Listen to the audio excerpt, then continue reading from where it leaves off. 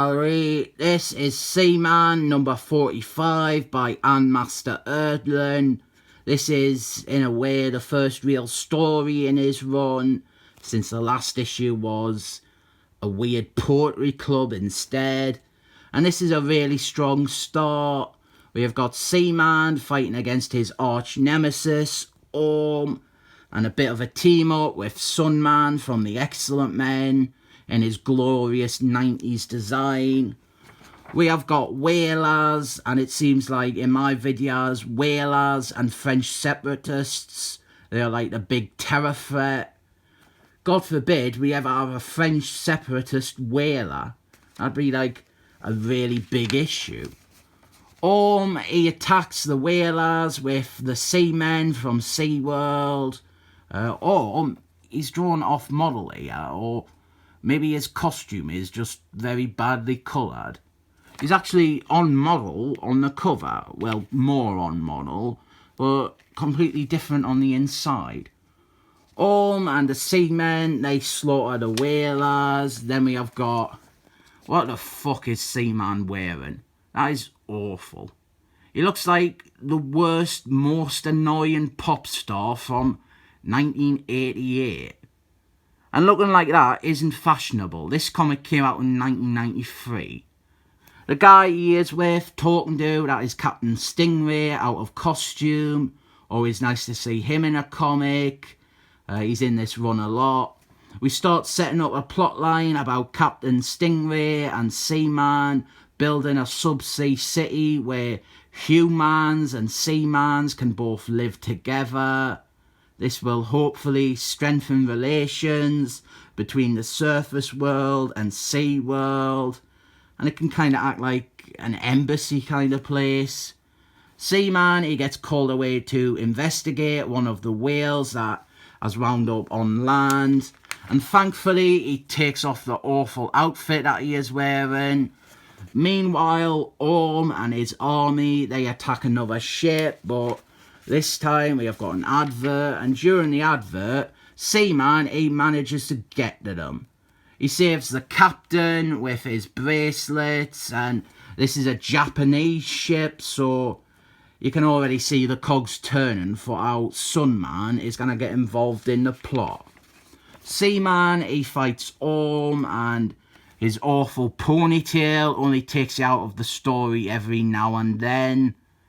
There, up here, he says his catchphrase, Imperial Leather. That is what his trunks are made of. Seaman, he is also outraged at the whalers for disrupting sea life. And then Sunman shows up and he is defending the Japanese ship from both Orm and Seaman. Subplot our here with the Unhumans, who, didn't forget, they are better than the Excellent Men. We have got a three-way fight going on here between Sunman and Seaman and Orm's soldiers. It's a really good showing for Sunman as well. He's not just some patsy brought in for Seaman to beat up. Sunman, he is like using his heat powers to dehydrate Seaman, and he goes, what is the power of a matchstick to that of a sun? But Orm, he gets involved. He doesn't realise if he had just let Sunman finish the job, he'd have dealt with his nemesis for him. Sunman, he starts fighting against Orm while Seaman recuperates. Orm, he gets a really strong showing too, literally strong. We see he lifts up the whole boat here. This slightly ties into what I was saying in the Fantastic Force review. In the hands of another writer, someone like Orm could be treated as a joke and some goofball, but here we have the opposite. He's taken seriously and presented as a real threat.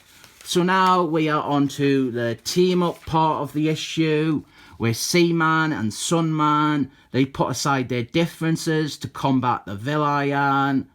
Though they don't exactly bury the hatchet, they are still quite hostile to each other. And then a whale a whale saves the day because even the seven seas know of irony. The ending is Seaman, he goes back to Captain Stingray and he is committing to the idea of building that aquatic city with them. Finally, we have got the Unhumans again, who are still better than the Excellent Men. And Tripod, he goes off to join Seaman for the next issue, which is a Starburst tie-in. Seaman, he's not really a starring character in my opinion. He is great in team books like Defenders or Avengers, but as a solo star, he's not quite there.